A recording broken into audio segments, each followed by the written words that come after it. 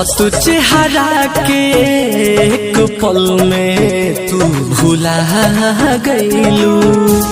हंसत चेहरा के एक पल में तू भुला गईलू। प्यार बचपन के सनम काहे तू भुला गईलू। हंसत चेहरा के एक पल में तू रुला गईलू।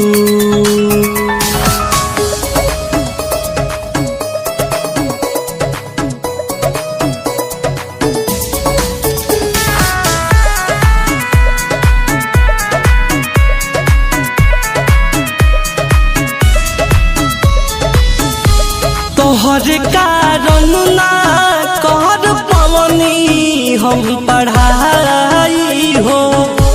घरवा के लोगवा कहे त पागलाई हो।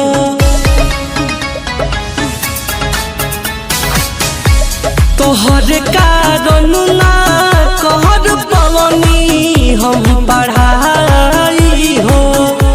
घरवा के लोगवा कहे त पागलाई हो। का कहीं कैसन रोग लगाई हो लगा बेवफाई हमके तू बता गईलू।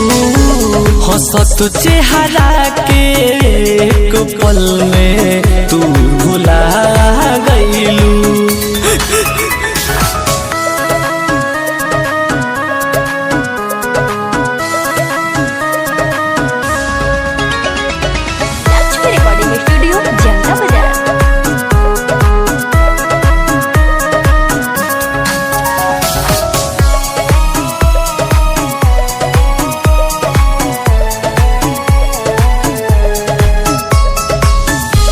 कैसे हम दिए तुहरा बिना सनम बोला। कहवा गइल तुहार बताऊ कसम बोलल।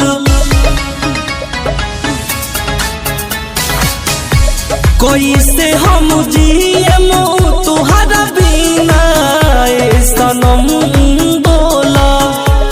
कहवा